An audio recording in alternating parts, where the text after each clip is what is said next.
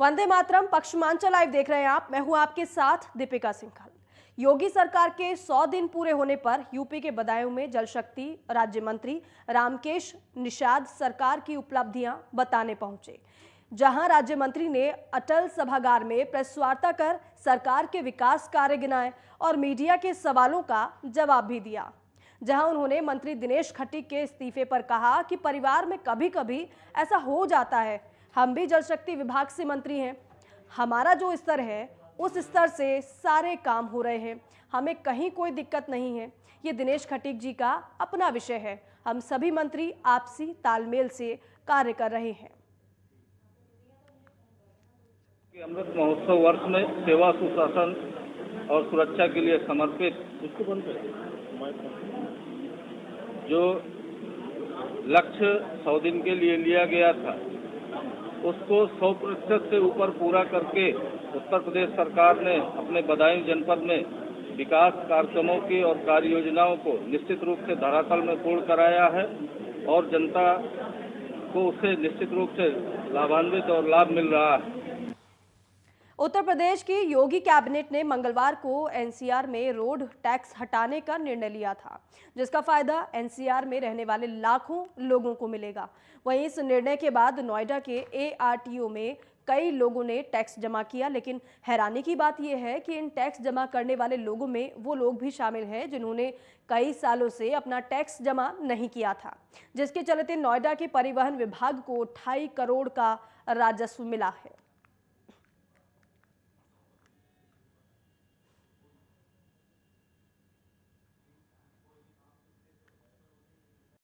प्रदेश सरकार ने जहां पर टैक्स फ्री की मंजूरी दे दी है परिवहन विभाग की, आइए हम बात करते हैं। हमारे साथ एआरटीओ बात करने के लिए हैं। सियाराम जी, जो मंजूरी दी गई थी परिवहन विभाग को, मंजूरी मिल चुकी है, अब टैक्स फ्री हो चुका है, तो कितना राजस्व आया है और इतना लोगों में कितना फायदा होगा, ये बताएं। जी, मैं थोड़ा सा संशोधन कर दूं। टैक्स पर पेनाल्टी का 1 टाइम सेटलमेंट हुआ है। टैक्स तो मतलब लगेगा ही, पेनाल्टी की माफ़ी की गई है उत्तर प्रदेश राज्य सरकार के द्वारा। हमारा जो राज्य सरकार के द्वारा लक्ष्य निर्धारित किया गया था 55 करोड़ 26 लाख, उसका सापेक्ष हम 55 करोड़ 98 लाख कल तक प्राप्त कर चुके हैं। कल तक का मतलब 28 तारीख तक प्राप्त कर चुके हैं। इस तरह हम लक्ष्य के सापेक्ष 101% प्राप्त कर लिए हैं। और जिस तरह हमारे वाहन स्वामियों में 1 टाइम सेटलमेंट का लाभ उठाया जा रहा है, इससे हमें ये लग रहा है कि हम लोग 110% के आसपास तक प्राप्त कर लेंगे और अगले महीने भी बकाये के जो वाहन स्वामी इसका भरपूर फायदा उठाएंगे। सियाराम जी, देखिए, जिस तरीके से पहले जो टैक्स होता था 2 लाख के ऊपर हो जाता था, वाहन स्वामी दे नहीं पाते थे, कहीं ना कहीं पैसा नहीं होता था, कोरोना का टाइम चल रहा था, तो कहीं ना कहीं सरकार की जो पहल है वो पहल अच्छी शुरुआत हुई है। जी जी जी, बिल्कुल, बहुत ही सराहनीय और बहुत ही ऐतिहासिक रहा है ये। हमारे उत्तर प्रदेश में ये पहली बार पेनाल्टी का 1 टाइम सेटलमेंट किया गया है और 100% पेनाल्टी की माफ़ी की गई है। तो वाहन स्वामियों में भी इसका उत्साह है। थोड़ा बहुत अभी सरकार के इस कदम की हर वाहन स्वामी को जानकारी नहीं प्राप्त हो पा रही है, तो हम लोग प्रचार प्रसार के माध्यम से इसकी कोशिश कर रहे हैं और बहुत ही लाभदायक है ये वाहन स्वामियों के लिए। कितना आया, एक बार फिर बता दें, कितना राजस्व आया है नोएडा? 2 करोड़ रुपए के आसपास हमें जो है इस महीने की प्राप्ति हुई है। अभी राज्य सरकार के द्वारा इसे बढ़ा दिया गया। अब ये 26 अगस्त तक लागू रहेगा। मतलब 1000 रुपया की रसीद कटा करके आवेदन करने का समय और जमा करने का समय 26 सितंबर तक रहेगा। बिल्कुल, हमारे साथ बात करने के लिए नोएडा से एआरटीओ सियाराम वर्मा थे। इनका कहना है कि जो राजस्व का पैसा जो बचा हुआ था वो वापस जमा हो रहा है, सरकार के राजस्व के खाते में जा रहा है। लगभग 2.5 करोड़ रुपए अभी तक गौतम बुद्ध नगर एआरटीओ के पास पहुंच चुका है। कैमरा अमित के साथ विवेक, नेटवर्क 10 नोएडा। और वहीं यूपी के बागपत में बिजली महोत्सव कार्यक्रम का आयोजन किया गया, जहां केंद्र और राज्य सरकार की उपलब्धियों को उजागर किया जा रहा है, बताया जा रहा है। और कार्यक्रम में नुक्कड़ नाटक, फिल्मों की स्क्रीनिंग, प्रदर्शनी के साथ कई कार्यक्रमों का सफल आयोजन किया गया। कार्यक्रम में सरकार की कई योजनाओं पर भी प्रकाश डाला गया। आपको बता दें कि ये कार्यक्रम उज्ज्वल भारत उज्ज्वल भविष्य पावर 2047 आज़ादी का अमृत महोत्सव के अंतर्गत भारत के 71 साल की आज़ादी के उपलक्ष्य पर किया गया, जो वित्त मंत्रालय, भारत सरकार और उत्तर प्रदेश शासन के संयुक्त प्रयास से किया गया।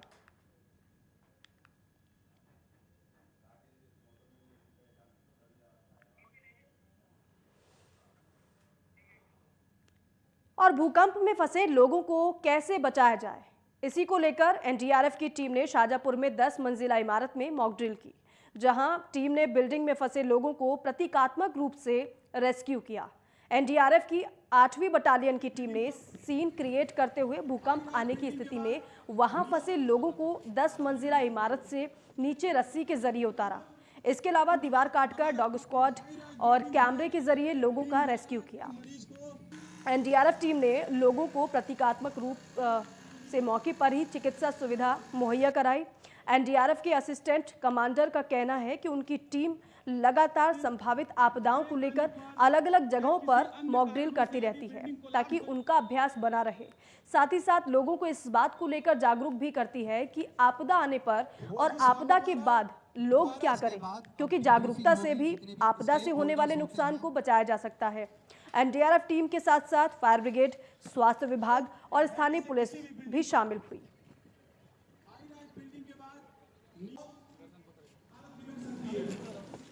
और यमुना एक्सप्रेस वे पर पुलिस ने अवैध तस्करी के इस्तेमाल में उपयोग में होने वाली स्कॉर्पियो कार को जब्त कर लिया है। बता दें कि तस्कर स्कॉर्पियो कार से शराब की अवैध तस्करी करता है और वहीं नाकाबंदी के दौरान जब पुलिस ने गाड़ी को रोकने की कोशिश की तो तस्कर नाकाबंदी तोड़कर फरार होने लगा, भागने की कोशिश करने लगा, जिसके बाद पुलिस को पीछा कर देख आरोपी कार छोड़कर जंगल में फरार हो गया। हालांकि वहीं जब्त की गई कार से पुलिस को करीब करीब 2 लाख की शराब बरामद हुई है।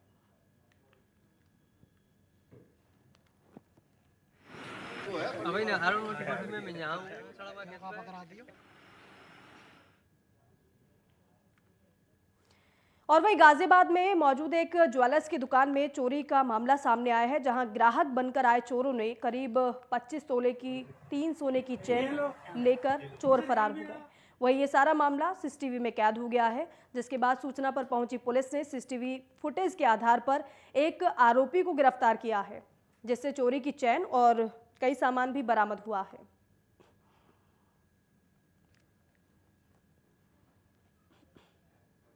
27 जुलाई को थाना मधुबन थाना क्षेत्र के संजय नगर चौकी क्षेत्र में नक्षत्र ज्वेलर के यहाँ घटना हुई थी, जिसमें एक व्यक्ति वहाँ पे रखी हुई 3 चेनें उठा के भाग गया था। इस घटना का सफल अनावरण कर दिया गया है। तीनों चेनें बरामद हो गई हैं एवं अभियुक्त की गिरफ्तारी कर ली गई है। अभियुक्त का नाम शुभम चौधरी है, जो कि ग्राम सदरपुर का रहने वाला है। इसकी उम्र लगभग 24 वर्ष है और इसने BCA का रखा है। और फिरोजाबाद पुलिस को एक बड़ी सफलता हाथ लगी है, जहां पुलिस ने बाइक चोरी करने वाले 3 बदमाशों को गिरफ्तार किया है। और वहीं पकड़े गए बदमाशों से पुलिस ने चोरी की बाइक, एक स्कूटी समेत 2 तमंचे समेत कारतूस बरामद किए हैं। बता दें कि शिकोहाबाद पुलिस ने चेकिंग के दौरान तीनों बदमाशों को धर दबोचा है। देखिए, शिकोहाबाद पुलिस द्वारा जो है अभी चेकिंग अभियान चलाया जा रहा था। इसी अभियान के क्रम में जो है सुभाष तिराहे से 3 अभियुक्तों को पकड़ा गया है, अभिषेक, अमन और अंशु। ये तीनों अभियुक्त, इसमें से 2 जो है नारकी थाना क्षेत्र के रहने वाले हैं और एक जो है रामगढ़ थाना क्षेत्र का रहने वाला है। इसमें जो अभिषेक यादव है, अभी कुछ दिनों पहले घटना हुई थी आगरा न्यायालय में पेशी के दौरान विनय स्रोतिया नाम का एक अपराधी जो है भाग गया था। तो उसके जो अन्य साथी थे पिंटा और राहुल, इनको जो है अभिषेक यादव द्वारा अपने खेतों पे शरण दी गई थी कुछ देर के लिए। ये इसने स्वीकार किया है कि ऐसा हुआ था। तो इन लोगों को अभी गिरफ्तार। और वहीं फिरोजाबाद में 5 साल के बच्चे का शव मिलने से इलाके में सनसनी फैल गई, जिसके बाद सूचना मिलते ही मौके पर पहुंची पुलिस ने शव को कब्जे में लेकर जांच अब शुरू कर दी है। दरअसल फिरोजाबाद के 4 बाग में बच्चे का शव नाले में बह रहा था और इसके बाद स्थानीय लोगों ने इसकी सूचना पुलिस को दी। वहीं सूचना पर पहुंची पुलिस ने शव को पोस्टमार्टम के लिए भेज दिया है, लेकिन पोस्टमार्टम को लेकर ग्रामीणों में गुस्सा देखने को मिला। जहां ग्रामीणों ने पोस्टमार्टम के लिए मना कर दिया, तो वहीं पुलिस के समझाने के बाद ग्रामीण शांत हुए। 2.5-3 साल के बीच की एक बच्ची थी जिसका नाम भावना था। अच्छा, वो उनका पिताजी का नाम था। जो लोगों का गाँव का कहना है कि खेल हो रही थी, वो नाले में गिर गई। नाले में गिर गई तो बहाव के नाते तो करीब 300 मीटर दूर चली गई। 300-400 मीटर के दूर जाकर फिर नाले में प्राप्त हुई। यही सूचना मिली है। यहाँ लाने के बाद बॉडी हम लोग पोस्टमार्टम के लिए भेज दिए सिविल अस्पताल। अग्रिम कार्रवाई जो रिपोर्ट मुताबिक वो कार्रवाई की जाएगी। और वही बुलंदशहर में मारपीट के दौरान एक बुजुर्ग की मौत का मामला सामने आया है। दरअसल बुजुर्ग पर ईंट से वार किया गया था, जिससे बुजुर्ग की मौत हो गई। वहीं हत्या को अंजाम देकर आरोपी मौके से फरार हो गया। बता दें कि पूरा मामला मंदिर की सामग्री को बिखेरने को लेकर हुआ था, जिसके बाद विवाद ने तूल पकड़ लिया और इसके बाद खूनी संघर्ष में तब्दील हो गया, जिसमें बुजुर्ग की मौत हो गई। वही मामले की जानकारी मिलते ही पुलिस मौके पर पहुंची। शव को कब्जे में लेकर पोस्टमार्टम के लिए भेज दिया गया है। आरोपी की तलाश की जा रही है। ये परसों की घटना है और जानकारी ये मिली कि मामूली से विवाद में कहासुनी हुई और धक्का दे दिया था, जिससे उसके बाद में पोस्टमार्टम में जानकारी हुई कि सिर की चोट लगी है, ब्रेन हेमरेज है, जिसकी वजह से उसकी मृत्यु हो गई। मुकदमा पंजीकृत कर दिया गया है और आरोपियों की धरपकड़ जारी है। बहुत जल्दी से गिरफ्तार होंगे और कार्रवाई की जाएगी। और आगे भी खबरों का सिलसिला जारी रहेगा, लेकिन फिलहाल हम रुक रहे हैं एक छोटे से ब्रेक के लिए।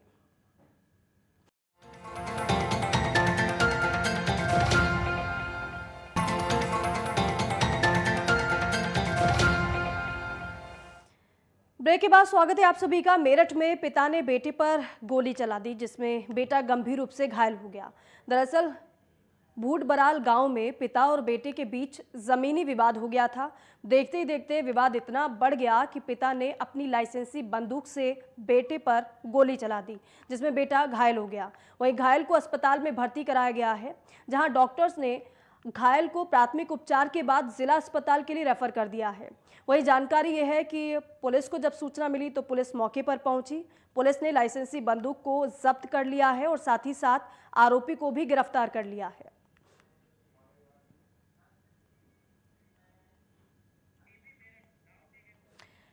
और वही मेरठ में पावरलूम फैक्ट्री में आग लग गई, जिसमें लाखों का सामान जलकर खाक हो गया। जिसके बाद सूचना पर पहुंची दमकल की गाड़ियों ने आग पर काबू पाने की कोशिश की, लेकिन सकरी गली होने की वजह से गाड़ियों को काफ़ी मशक्कत कर अंदर ले जाया गया। वहीं आग इतनी ज़्यादा भीषण थी कि आग को बुझाने के लिए दमकल की 3 गाड़ियों को बुलाना पड़ा।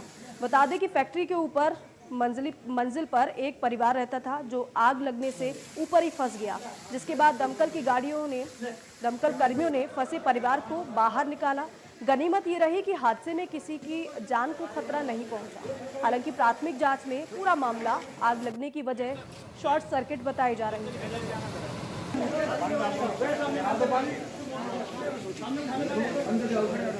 3 बजे के टाइम पर आग की सूचना प्राप्त हुई थी कि यहाँ मास्टर सलीम के कारखाने में आग लग गई है। नीचे कारखाना चल रहा था, ऊपर इनकी फैमिली रह रही थी। जैसी आग लगी तुरंत 2 गाड़ियाँ यहाँ लेकर आए और ऊपर फैमिली फंसी हुई थी, उसको सीढ़ी के माध्यम से नीचे उतारा गया। आग अभी कंट्रोल है, लगभग बुझ चुकी है, लेकिन किसी को हताहत होने की कोई सूचना नहीं है।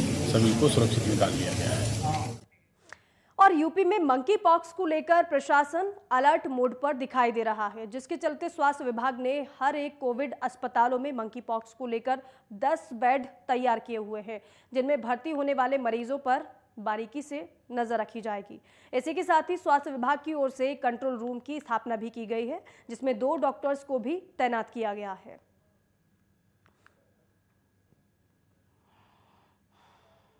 बॉक्स के लिए हम लोगों ने यहाँ पे जिला अस्पताल में कुछ बेड आरक्षित किए और इसी तरह से सभी CHC में बेड आरक्षित किए। जब कोई संभावित हमारे पास आएगा, यानी कि किसी को बुखार होगा, खांसी होगी, बदन में दर्द होगा, शरीर में चकत्ते होंगे या जो है वो पानी भरे हुए दाने होंगे, तो ऐसी केस में हम सस्पेक्ट कर सकते हैं। और यदि इसमें ट्रेवल हिस्ट्री होगी कहीं ऐसी जगह से, तो मतलब उसके कॉन्टैक्ट में कोई ऐसा आया हो, तो ऐसे को हम सस्पेक्ट मान के हम ऐसे उसके सैंपल लेंगे। सैंपल कहाँ से लेंगे? हम नाक से लेंगे, हम बलगम ले सकते हैं, हम खून ले सकते हैं। और इसके अलावा हम लोग जो है अगर दाने हैं तो दाने के पानी का सैंपल ये लेके हम जो उसको लखनऊ यहाँ से भेजेंगे। और गाजियाबाद की डासना जेल में कैदियों ने तिरंगे बनाने शुरू कर दिए हैं। बता दें कि मेरठ की एक संस्था ने सभी कैदियों को तिरंगे बनाने की ट्रेनिंग दी थी। इसके बाद सभी कैदियों ने तिरंगे बनाने अब शुरू कर दिए। इन कैदियों में से 50 कैदी टेलरिंग का काम कर रहे हैं। और ये भी बताएं कि 6000 से ज़्यादा तिरंगे बनाकर हापुड़ जिलाधिकारी को भेजे जा चुके हैं। वहीं 15000 तिरंगे बनाने का लक्ष्य रखा गया है। बाहर आवासीय परिसरों में अधिक मात्रा में ध्वजों की आवश्यकता होगी। साथ में जैसे कर्मचारी हैं उनके आवासों पे और बंदी रहते हैं उनकी बैरकों पे।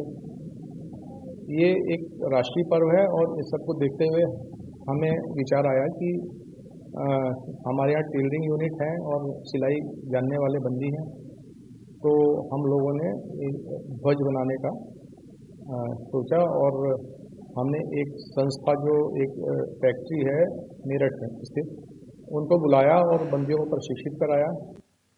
और वहीं बुलंदशहर में एक अनोखा मामला सामने आया है, जहां ग्रामीणों ने पुलिस को बदमाश समझकर विरोध जता दिया। दरअसल किसी मामले में वांछित ग्राम प्रधान को गिरफ्तार करने महाराष्ट्र की पुलिस बुलंदशहर पहुंची थी, जहां ग्रामीणों के विरोध के बाद पुलिस और आरोपी प्रधान के बीच गोलीबारी भी हुई, जिसके बाद महाराष्ट्र पुलिस को खेतों में छिपकर अपनी जान बचानी पड़ी। बता दें कि महाराष्ट्र पुलिस औरंगाबाद थाने को बिना सूचना दिए गांव पहुंची थी।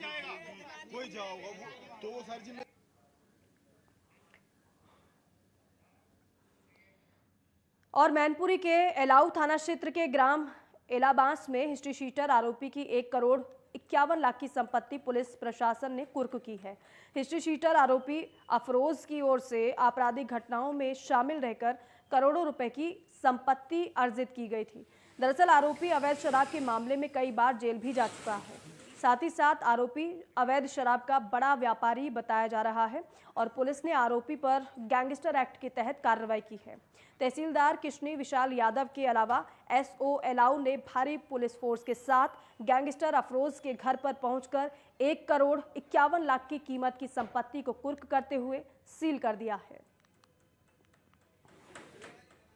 मैनपुरी के एलाऊ थाना अंतर्गत अफरोज जो शस्त्र फैक्ट्री में जेल जा चुका है, उसके विरुद्ध गैंगस्टर की भी कार्रवाई की गई है।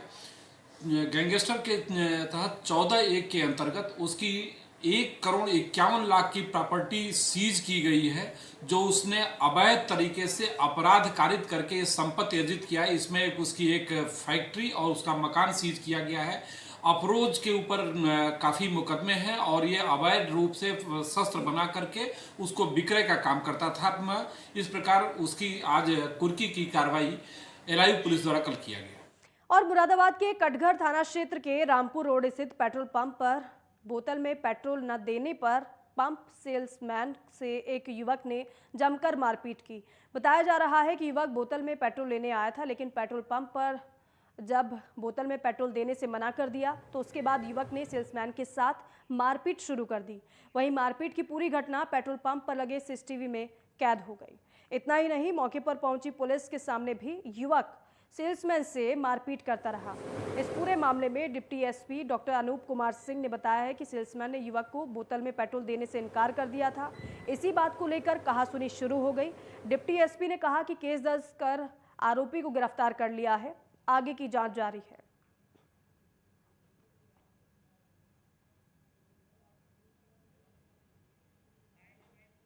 ये काशीपुर दोराहा पे Salim and sons petrol pump है। वहाँ पे सेल्समैन है सुनील के साथ वहीं पर पास में चौधरी ढाबा के ओनर हैं विकास वीर। ये गए थे पेट्रोल लेने के लिए, लेकिन ये बॉटल लेकर के गए थे पेट्रोल लेने के लिए। तो सुनील ने एक अच्छे सेल्समैन की तरह उन्होंने कहा कि बॉटल में हम पेट्रोल नहीं देते, आप गाड़ी लेकर आइए, आपकी गाड़ी में पेट्रोल हम दे देंगे। इसी बात को लेकर के वहाँ पर कहासुनी हुई और उसके बाद विकास वीर ने सुनील के साथ मारपीट की। पुलिसकर्मी वहाँ पर पहुँचे। दुर्भाग्यपूर्ण ये था कि पुलिसकर्मियों के सामने भी मारपीट दिख रही है। उनके खिलाफ भी हम कार्रवाई कर रहे हैं। विकास वीर को हमने अरेस्ट कर लिया है। उनके विरुद्ध हम लोग सुसंगत धाराओं में अभियोग पंजीकृत कर विधिक कार्रवाई कर रहे हैं। और मुरादाबाद में मुहर्रम को सकुशल संपन्न कराने के लिए कलेक्ट्रेट परिसर के मुशायरा ग्राउंड में पीस कमेटी की बैठक आयोजित की गई। इस बैठक में डीएम, एसएसपी और शहर के कई लोग मौजूद रहे। इस दौरान जिलाधिकारी शैलेंद्र कुमार सिंह ने कहा कि सम्मानित नागरिकों द्वारा और ताजियादारों द्वारा जो भी समस्या बताई गई है, उनको जिला प्रशासन हर संभव तरीके से दूर करने की कोशिश करेगा। वहीं एसएसपी हेमंत कुटियाल ने कहा कि पुलिस प्रशासन ताजिएदारों के संपर्क में रहेगा और कोई समस्या हो तो फिर पुलिस को बताएगा।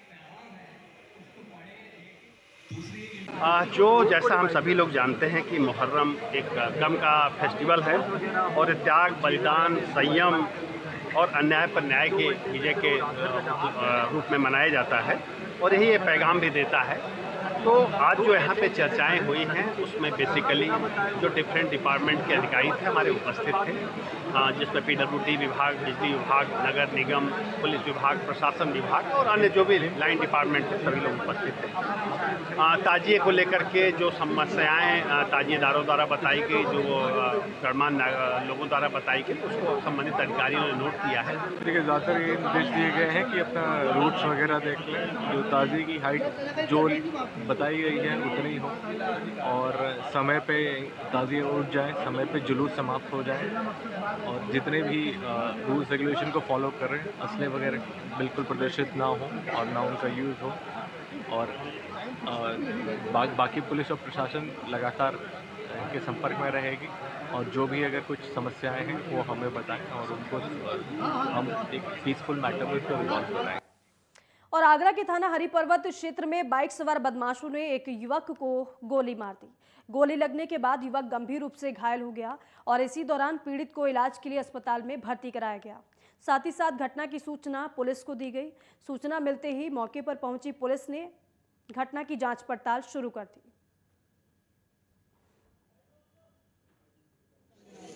थाना हरिपर्वत क्षेत्र में विजयनगर चौकी के अंतर्गत दीपक उर्फ बल्ले नाम के व्यक्ति जो कि चांदी का कारीगर है, उसको गोली लगने की सूचना मिली। इस पर तत्काल पुलिस मौके पर पहुंची और जो मौके से पता लगाया गया है उसके मुताबिक कुछ लोग कुछ मोटरसाइकिल से वहां पर आए और उनसे इसकी कहासुनी हुई। उसके बाद उनके पास तमंचा था, उससे निकाल कर उन्हें फायर किया और इसे गोली लगी है। इसे हॉस्पिटल में इलाज के लिए भर्ती करा दिया गया है और अभी पुलिस मामले की छानबीन कर रही है। और फिलहाल पश्चिमांचल लाइव में बस इतना ही। जय हिंद।